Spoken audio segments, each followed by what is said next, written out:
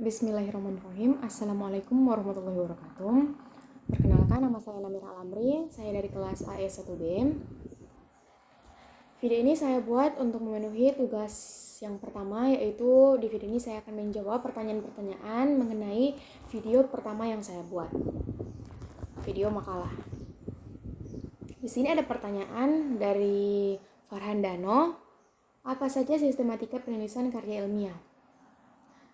Sistematika penulisan karya ilmiah terdiri dari serangkaian narasi, eksposisi, deskripsi, dan dokumentasi. Juga harus memiliki sejumlah hal yang mendukung alur pikiran di dalamnya, misalnya tabel atau gambar. Kita lanjut ke pertanyaan kedua dari Mega Gumanti. Bagaimana susunan penulisan daftar pustaka? Urutan penulisan daftar pustaka adalah nama, tahun terbuatnya makalah, judul, lokasi penerbit, nama penerbit. Masing-masing bagian dipisah dengan tanda titik. Ada pengecualian untuk lokasi penerbit dengan nama penerbit, di mana keduanya dipisah dengan tanda titik 2. Oke, selanjutnya kita lanjut ke pertanyaan berikutnya. Dari Mutiara Kaharung. Sebutkan unsur-unsur karya tulis ilmiah. Unsur-unsur dalam penulisan karya ilmiah, yang pertama ada judul, yang kedua itu penulis, yang ketiga itu abstrak, keempat pendahuluan, kelima kajian teori, keenam metode penelitian, ketujuh hasil penelitian dan pembahasan, kedelapan penutup, dan kesembilan yang terakhir yaitu daftar pustaka. Kita lanjut ke pertanyaan berikutnya dari Sasmita Kalipu. Apa saja unsur-unsur yang terdapat dalam pembuatan makalah? Unsur-unsur dalam pembuatan makalah itu ada yang pertama ada sampul atau cover, yang kedua itu ada daftar isi, yang ketiga itu ada kata pengantar, yang keempat ada pendahuluan, yang kelima ada latar belakang, yang keenam ada rumusan masalah, yang ketujuh ada tujuan pembahasan, yang kedelapan ada isi, kesembilan bab penutup, 10 simpulan, dan yang terakhir yang ke-11 yaitu daftar pustaka. Oke, kita lanjut ke pertanyaan berikutnya.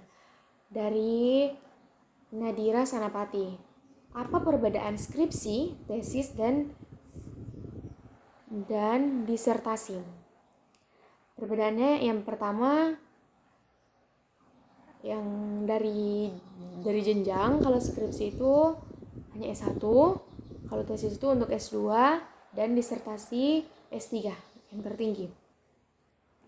Terus ada permasalahan. Kalau skripsi dapat diangkat dari pengalaman empiris tidak mendalam, sedangkan tesis diangkat dari pengalaman empirik dan teoretik bersifat mendalam. Sedangkan disertasi diangkat dari kajian teoretik yang didukung fakta empirik bersifat sangat mendalam. Yang berikutnya ada kemandirian penulis. Kalau skripsi 60% peran penulis, 40% pembimbing. Tesis 80% peran penulis, 20% pembimbing. Sedangkan disertasi 90% peran penulis, 10% pembimbing. Lanjut. Bobot ilmiah. Skripsi rendah sampai dengan sedang. Tesis sedang sampai tinggi. Pendalaman atau pengembangan terhadap teori dan penelitian yang ada. Sedangkan tesis tertinggi di bidang akademik, diwajibkan mencari terobosan dan teori baru dalam bidang ilmu pengetahuan. Pemaparan, kalau skripsi dominan deskriptif. Kalau tesis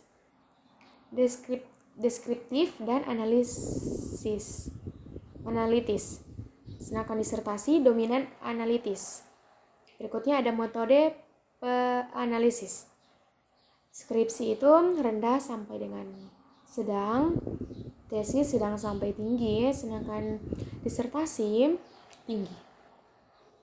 Jumlah rumusan masalah yang ada dalam skripsi sekitar 1-2, sedangkan tesis minimal 3. Sedangkan disertasi juga harus lebih dari 3. Berikutnya ada metode atau uji statistik. Biasanya kalau skripsi itu biasanya memakai uji kualitatif, uji deskriptif, uji statistik, parametrik, atau statistik non-parametrik. Kalau tesis biasanya memakai uji kualitatif lanjut atau regresi ganda atau korelasi ganda. Sedangkan disertasi sama dengan tesis dengan metode lebih kompleks, berbobot yang bertujuan mencari terobosan dan teori baru dalam bidang ilmu pengetahuan. Oke, kita lanjut ke pertanyaan berikutnya. Dari Musdalifah Ladumar. Apa saja sumber yang bisa dijadikan referensi dalam penulisan karya ilmiah? Macam-macam kajian sumber referensi meliputi jurnal ilmiah, laporan hasil penelitian, makalah ilmiah, surat kabar, buku yang relevan, hasil seminar, artikel ilmiah, dan narasumber.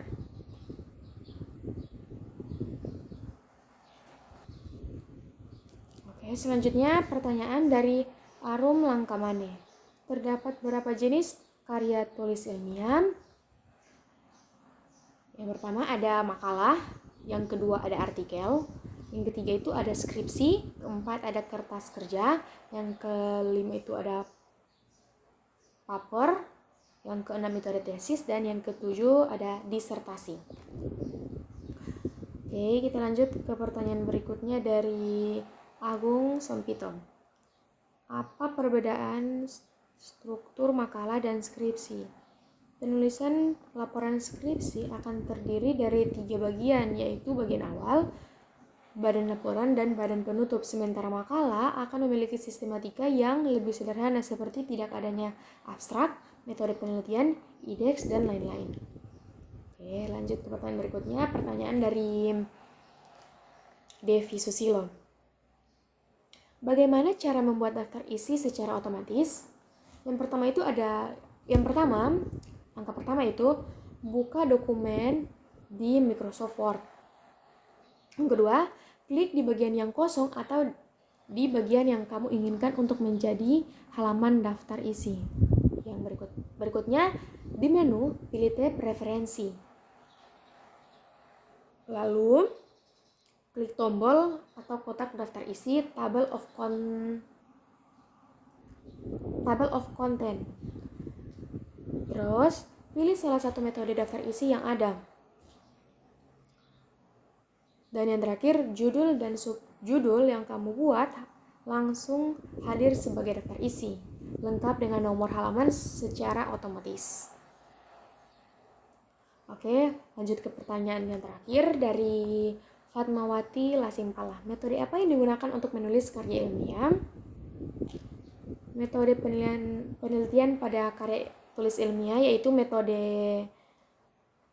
penelitian kuantitatif, metode penelitian kualitatif, metode penelitian eksperimen atau percobaan, metode penelitian deskriptif, metode survei, dan yang terakhir ada metode kuesioner yaitu angket.